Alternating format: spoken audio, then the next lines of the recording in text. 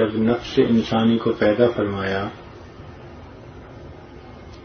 تو اس سے پوچھا کہ میں کون ہوں، تو کون ہے؟ من انت ومن انا، میں کون ہوں، تو کون ہے؟ تو نفس نے جواب دیا کہ انا انا و انت انت، میں ہوں، آپ ہیں۔ تو اللہ رب العزت نے اس کو آگ کے اندر ڈالا 1000 سال تک۔ پھر اس سے پوچھا تو اس نے پھر وہی جواب دیا۔ تو اللہ تعالی نے اس کو پھر وزن کے نیچے رکھا، بوجھ کے نیچے، 1000 تک یہ وزن کے نیچے رہا۔ پھر اس سے پوچھا کہ میں کون اور تو کون؟ اس نے کہا میں اور آپ۔ تو پھر اللہ تعالی نے اس پر بھوک پیاس مسلط کی۔ جب بھوک لگی، پیاس لگی اور کچھ نہ ملا تو اب اس کے اندر کمزوری آئی، لاغر ہوا۔ پھر جب اس سے پوچھا کہ میں کون ہوں اور تو کون ہے، کہنے لگا انت خالق و انا مخلوق ہوں، اے اللہ آپ خالق ہیں اور میں مخلوق ہوں۔ تو یہاں سے پتہ چلا کہ نفس انسانی پر بھوکا اور پیاسا رہنا انتہائی مشکل مجاہدہ ہے۔ چنانچہ نفس کی بیماریوں کو ٹھیک کرنے کے لیے، نفس کی مکاریوں کو درست کرنے کے لیے یہ بھوکا اور پیاسا رہنا بہترین علاج ہے۔ چنانچہ حضرت آدم علیہ السلام جب اس دنیا میں تشریف لائے تو ان سے جنت کا لباس بھی لے لیا گیا اور جنت کا حسن و جمال بھی لے لیا گیا۔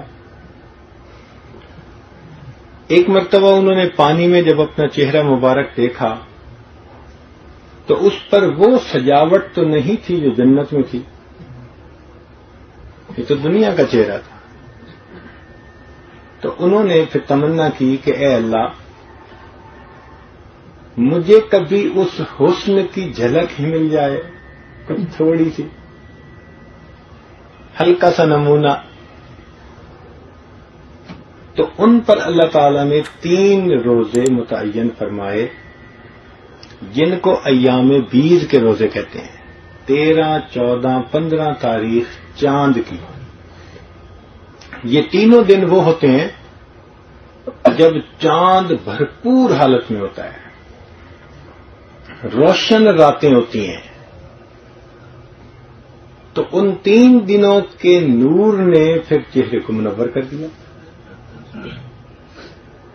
یہ سلسلہ پھر انبیاء کرام میں چلتا رہا۔ چنانچہ حضرت نوح علیہ السلام نے بھی روزے رکھے،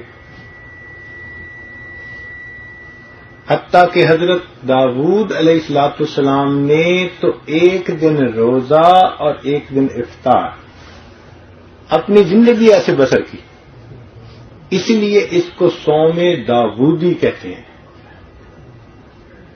حضرت موسیٰ علیہ السلام جب کوہ پر گئے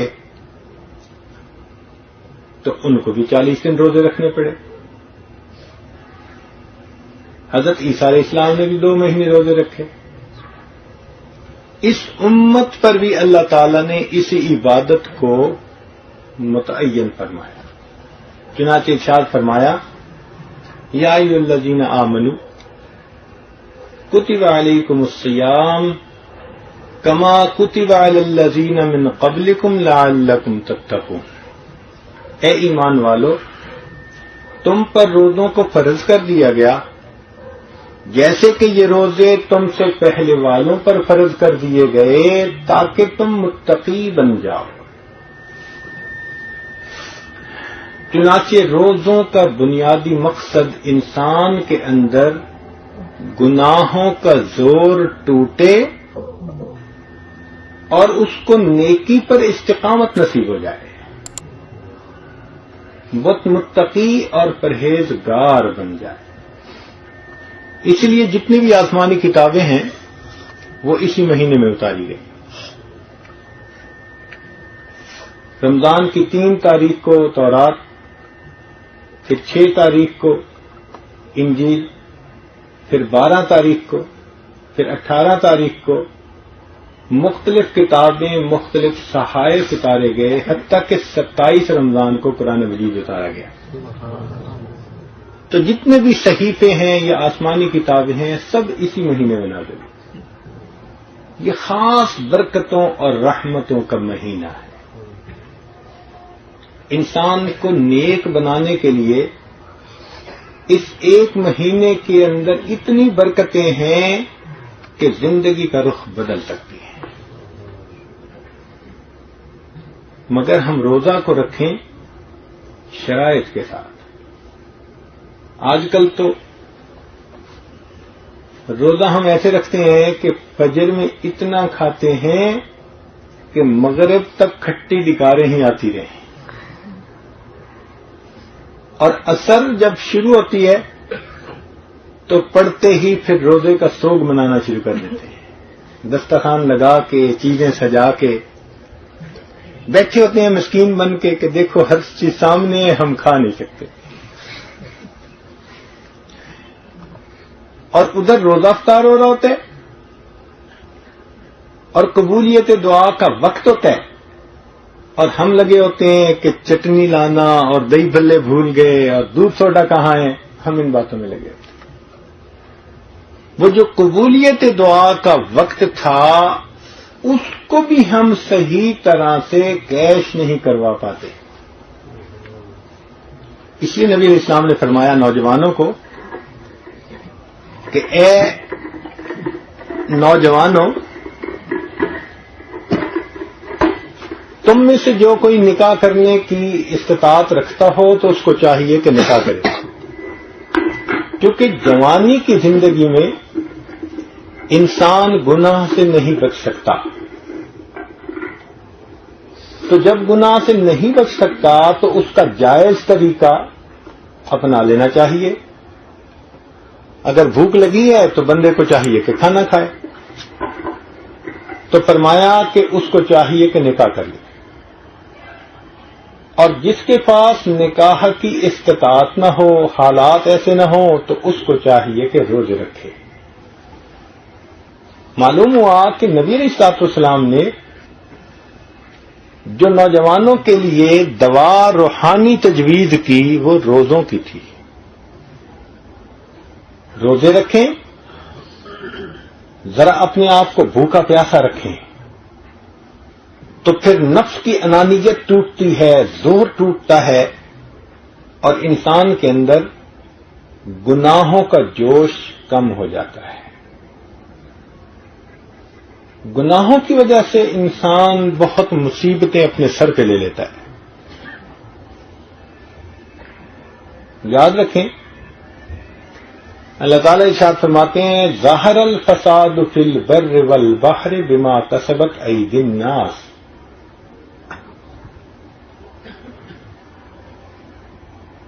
کہ خشکی اور تری میں جو بھی فساد نظر آ رہا ہے وہ انسانوں کے ہاتھوں کی کمائی ہے۔ برکتیں رک جاتی ہیں، رحمتیں رک جاتی ہیں۔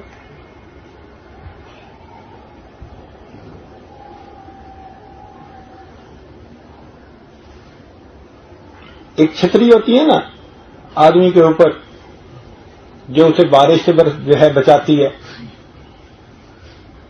ایسے ہی ہر کلمہ گو کے اوپر اللہ تعالی کی رحمت اور برکت کی چھتری ہوتی ہے، لیکن کچھ لوگوں نے اس چھتری کو الٹا کیا ہوا ہوتا ہے۔ یہ ٹی وی کی سکرینیں دیکھی ہیں جو اوپر انٹینے لگے ہوتے ہیں، یہ انٹینے کیسے ہوتے ہیں؟ وہ چھتری الٹی پڑی ہوتی ہے، یعنی وہ بتا رہے ہیں کہ ہم نے اللہ تعالیٰ کی رحمت کی چھتری کو الٹا کیا ہوا۔ نتیجہ کیا ہوتا ہے؟ ایک مصیبت ختم نہیں ہوتی، دوسری اوپر سے، وہ ختم نہیں ہوتی، تیسری اوپر سے۔ جتنا بھی بندہ گناہوں کے راستے پہ بھاگ لے، بالآخر اللہ تعالیٰ اس کو دنیا میں پریشان کر دیں گے۔ چنانچہ گناہوں کی وجہ سے اتنا انسان پریشان، سکون نہیں ہے۔ آج آپ مشرق مغرب شمال جنوب کہیں سفر کر لیں، لوگوں کے پاس مال ملے گا، اچھے گھر ملیں گے، سواریاں ملیں گی، بیوی ہے، اولاد ہے، کارخانے ہیں، عزت ہے، سب کچھ ہے، دل کا سکون نہیں ہے، دل کے سکون سے محروم ہوں گے۔ کیونکہ گناہوں کے اثرات میں سے ایک اثر یہ بھی ہوتا ہے کہ انسان کے دل کو اللہ تعالیٰ پریشان کر دیتے ہیں، سکون اور اطمینان سے اللہ تعالیٰ دل کو محروم کر دیتے ہیں۔ چنانچہ آپ اس کو آزما کے دیکھ لیں، کوئی بندہ جو آپ کو من مرضی کی زندگی گزارتا نظر آئے، چاہے دیکھنے میں بڑا مال پیسے والا، آپ ذرا اس کو قریب سے ہو کے اندر سے ٹٹول کے دیکھیں، اپنی زبان سے کہے گا کہ جتنا میں پریشان اتنا شاید دنیا میں کوئی دوسرا پریشان نہیں ہوگا۔ جب تک وہ نیند نہیں آتی، گولیاں کھاتے ہیں نیند کی، تب جا کے ان کو نیند آتی ہے۔ تو آخر گناہوں کا وبال اسی دنیا میں ان کو مل کے رہتا ہے، اور جو نیکوکاری اور پرہیزگاری پہ زندگی گزارنے والے ہوں، اللہ تعالی کی طرف سے سکون کی زندگی نصیب ہوتی ہے۔ چاہے ان کے پاس کھانے کو خشک روٹی ہو، مگر ان کے دلوں میں وہ سکون ہوتا ہے جو وقت کے بادشاہوں کے دلوں میں بھی نہیں ہوا کرتا۔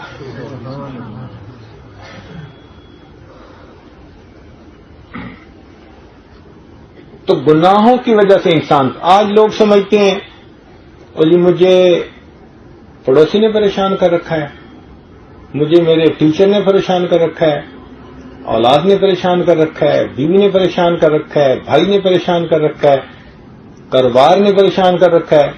سچ بات کہوں، کسی کو کسی نے نہیں پریشان کر رکھا، ہمیں ہمارے گناہوں نے پریشان کر رکھا۔ جتنے گناہ زیادہ اتنی پریشانی زیادہ۔ گناہ کر کے دلی خوشی کسی کو نصیب نہیں ہو سکتی، وقتی لذتیں وہ لے سکتا ہے، لیکن لمحوں نے خطائیں کی، صدیوں نے سزا پائی۔ لمحوں نے خطائیں کی، صدیوں نے سزا پائی۔ پریشان زندگی گزرتی ہے، سکون نہیں ہوتا۔ اللہ تعالیٰ کسی نہ کسی طرح اس بندے کا دل پریشان کر دیتے ہیں، تگنی کا ناچ نچا دیتے ہیں اس بندے کو۔ اللہ تعالیٰ کی پکڑ بہت بڑی اور بہت سخت ہوتی ہے۔ قرآن مجید میں فرما دیا، ان اخذہ علیم شدید۔ اللہ تعالیٰ کی پکڑ بڑی دردناک ہوتی ہے اور بڑی شدید ہوتی ہے، تو انسان اس سے بچنے کی کوشش کرے۔ اور یہ رمضان مبارک کا مہینہ ہمیں گناہوں سے بچانے کے لیے آیا ہے۔ دیکھیں، چونکہ طلباء کی کثرت ہے، 4 باتیں طلباء سے متعلق کر کے، مضمون سے متعلق، یہ آج اپنی بات کو سمیٹے گا، کیونکہ اس وقت دعا مقصود ہے، ختم قرآن کا موقع، اور اس موقع پہ دعائیں قبول ہوتی ہیں۔ مگر دعا کرنے سے پہلے کچھ بات سمجھانی بھی تو ہوتی ہے نا، تاکہ ہم صحیح طریقے سے گناہوں سے توبہ کر سکیں۔ جو طالب علم گناہ کر رہا ہے،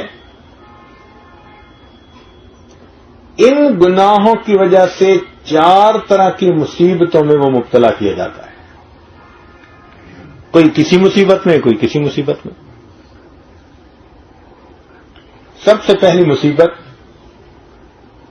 کہ اللہ تعالیٰ اس کو نسیان کی مرض میں مبتلا کر دیتے ہیں.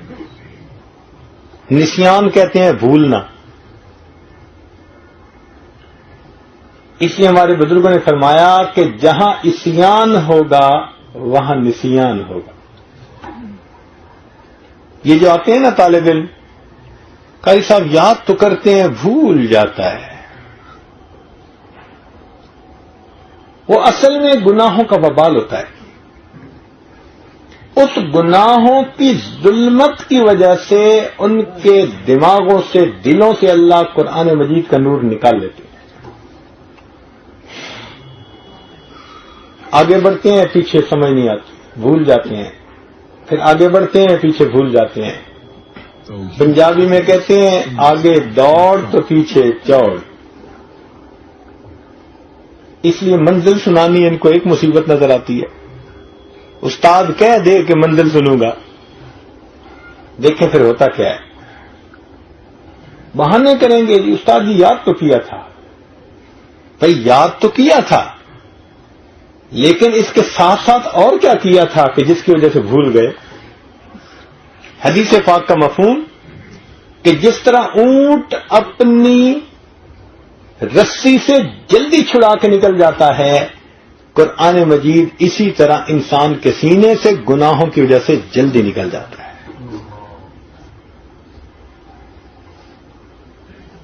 جنید بغدادی رحمۃ اللہ علیہ کا ایک شاگرد تھا، اس نے کہیں غلط نگاہ ڈالی.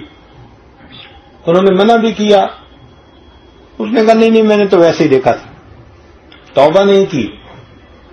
توبہ نہ کرنے کا وبال یہ ہوا کہ 20 سال کے بعد قرآن مجید بالکل ہی اس کے سینے سے نکل گیا. قرآن مجید بھول گیا. مجھے ایک طالب علم ملا جس نے دور حدیث کیے ہوئے 9 سال گزر چکے تھے. وہ طالب علم ہی ہے نا. دور حدیث کیے ہوئے کتنا عرصہ گزر چکا؟ قرآن مجید کا حافظ، اور 9 سال میں اس نے ایک دفعہ ناظرہ بھی قرآن مجید مکمل نہ پڑھا. ایسی محرومی ہو جاتی ہے. حافظ قرآن ہو، دور حدیث کیا ہوا ہو، 9 سال کے 9 رمضانوں میں ایک مرتبہ بھی ناظرہ قرآن مجید پڑھنے کی توفیق نہ ہوئی. یوں اللہ تعالیٰ قرآن مجید سے محروم کر دیتے ہیں بندے کو. تو اکثر تو بھول جاتے ہیں، جو کچھ یاد رکھتے ہیں وہ بھی بس دھکا سٹارٹ. یہ دھکا سٹارٹ ہی ہوا نا کہ آگے ایک آیت پڑھ کے چپ کھڑے ہو گئے، اب پیچھے سے سامنے نے دھکا دیا، چلو بھائی آگے. تو دھکا سٹارٹ بن کے قرآن پاک سنا پاتے ہیں. کوئی رکعت نہیں ہوتی جس میں نہ بھولے. اس کا کیا مطلب؟ یا آنکھ کا گناہ ہے، یا کان کا گناہ ہے، یا زبان کا گناہ ہے، یا دل دماغ کا گناہ ہے. کوئی نہ کوئی وبال ہے جس کی وجہ سے یہ کیفیت ہو گئی.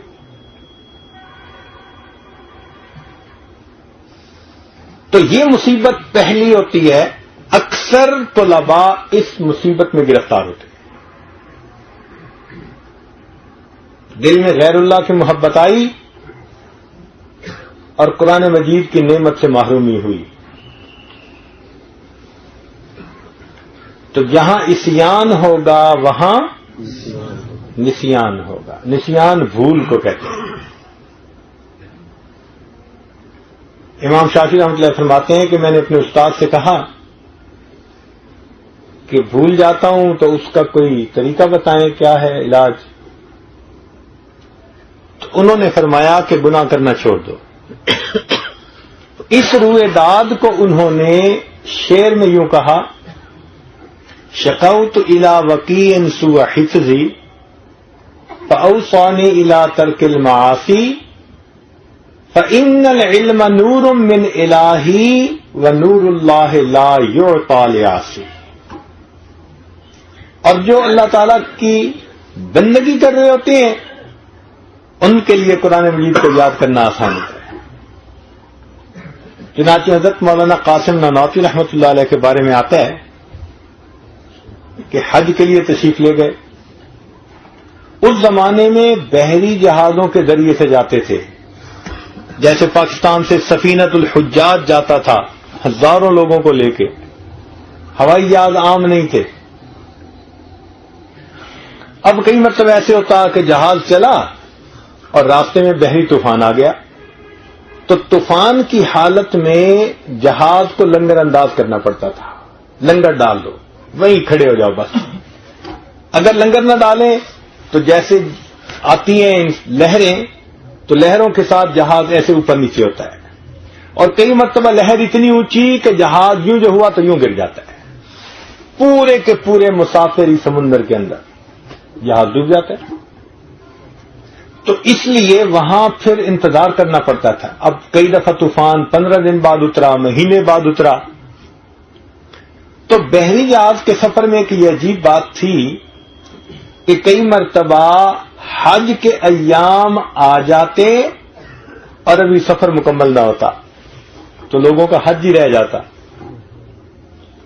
تو لوگ رمضان المبارک سے پہلے ہی حج کے سفر پہ نکل پڑتے تھے.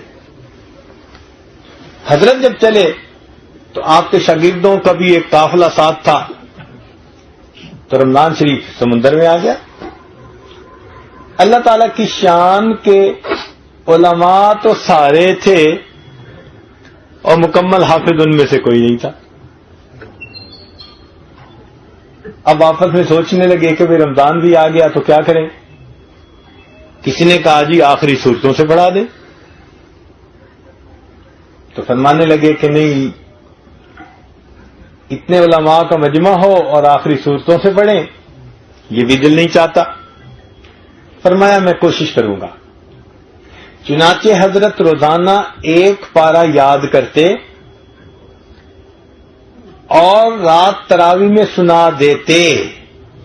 ادھر رمضان مکمل ہوا، ادھر ان کا قرآن مکمل ہوا.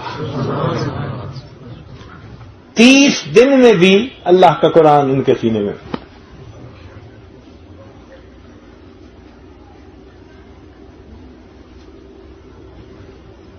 تو اگر تقویٰ ہو، پرہیزگاری ہو، نیکوکاری ہو تو قرآن مجید کو یاد کرنا آسان ہوتا ہے. نقش ہوتا چلا جاتا ہے انسان کے دل و دماغ میں. اور اگر گناہ ہو تو یاد کیا وہی بھول جاتا ہے. وہ طوطے کی طرح رٹنے والی بات ہوتی ہے. طوطا رٹ رہا ہوتا ہے مگر اس کی زبان سے نیچے کچھ نہیں جاتا، وہ زبان تک ہی ہوتا ہے. کسی نے طوطا پالا تھا تو اس کو اللہ اللہ کا لفظ سکھایا. لوگ دور دور سے دیکھنے آتے کہ جی طوطا اللہ اللہ کا لفظ بولتا ہے. ایک دن یہ آدمی غسل خانے میں نہانے گیا تو اچانک اس نے طوطے کی ٹی ٹی کی آواز سنی. جب ذرا جلدی میں باہر آیا کپڑے پہن کے تو دیکھا کہ بلی اس کے طوطے کو پکڑ کے لے گئی.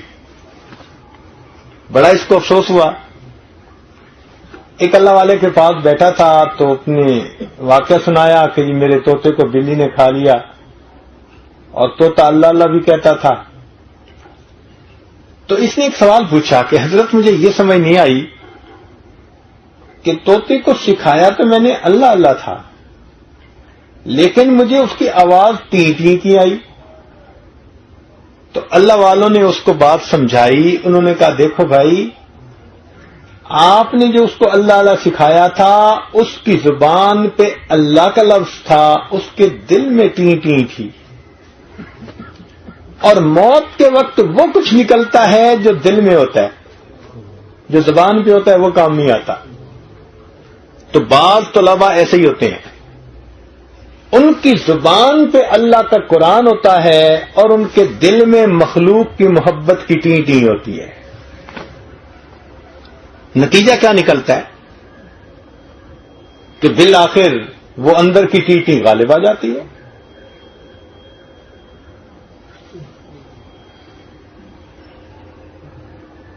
ایسے بچوں کا قرآن مجید بہت کچا.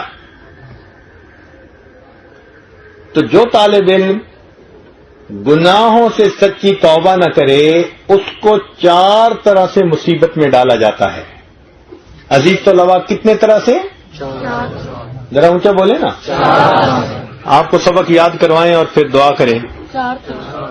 کتنی طرح سے مصیبت میں ڈالا جاتا ہے؟ 4. پہلی طرح کون؟ نسیان. کہ قرآن مجید بھول جاتا ہے وہ بچہ, اس کو یاد ہی نہیں ہوتا, کھپتا رہے, سر مارتا رہے, پڑھتا رہے, یاد ہی نہیں ہوتا.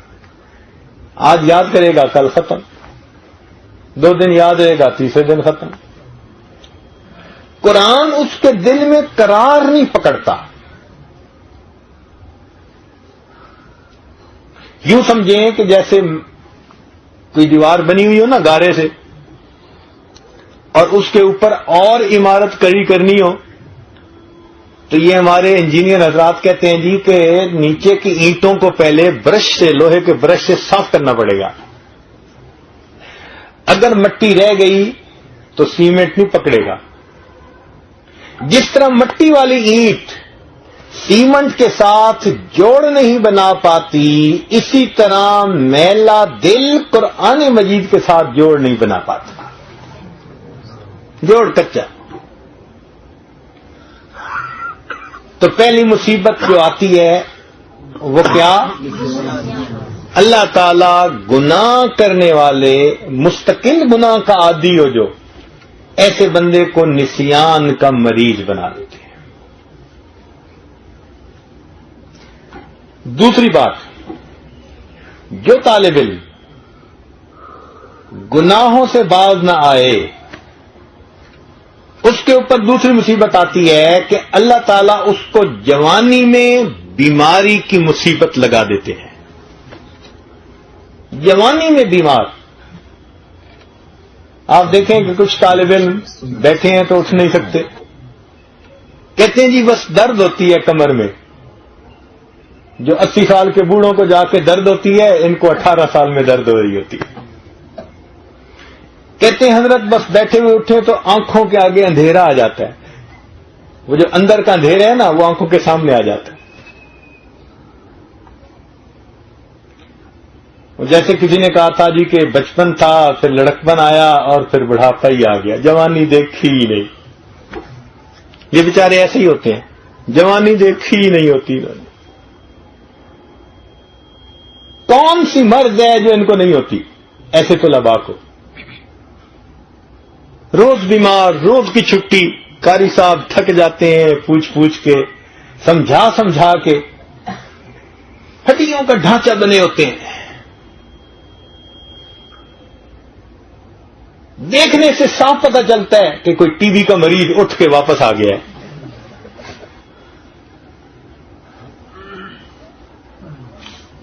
این جوانی کے اندر ایسے بندے کو اللہ تعالی بیماری لگا دیتے ہیں, اور کئی دفعہ تو ایسی بیماری ہوتی ہے جو لے کے چلتی ہے پوری عمر. آپ ذرا مشاہدہ کر لیں اپنے ارد گرد, آپ 100% اس بات کو ٹھیک پائیں گے. پہلی بات, گناہوں کی کیا نسیان کا مریض بنا دیا جاتا ہے, اور پھر بھی گناہوں سے باز نہ آئے تو عین عالم شباب میں, جوانی میں اس نوجوان کو بوڑھوں کی طرح مریض بنا دیا جاتا ہے.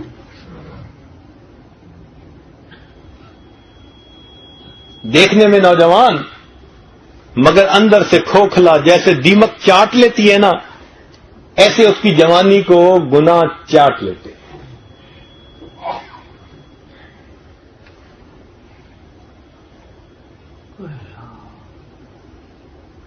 این جوانی میں بیماری. یوں سمجھیں کہ پھر باقی زندگی روتے ہی گزر جاتی ہے.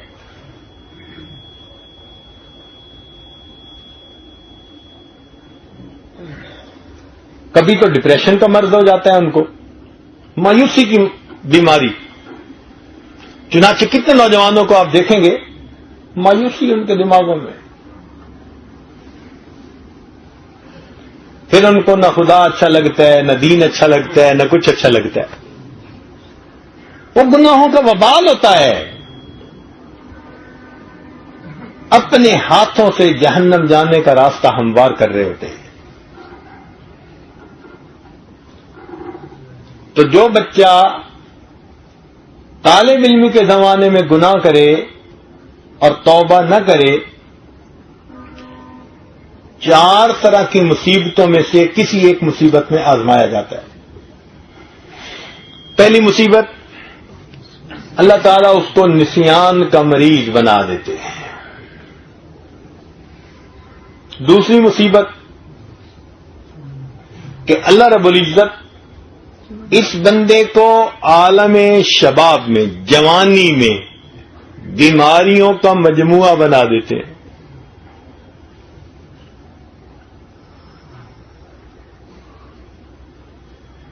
جوانی میں بوڑھا بن کے پھر رہا ہوتا ہے.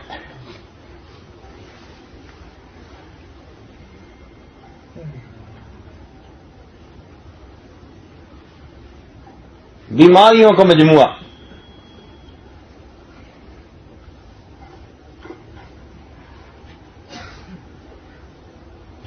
تیسری مصیبت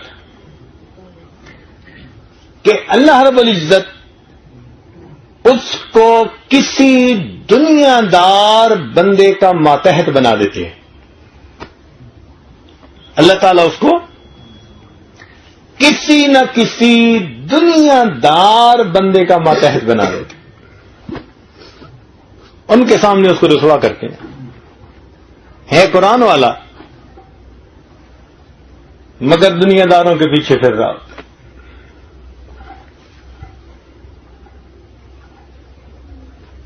ایسے بندے سے واسطہ پڑتا ہے جو دنیا دار ہوتا ہے وہ ان کو ذلیل رسوا کرتا ہے.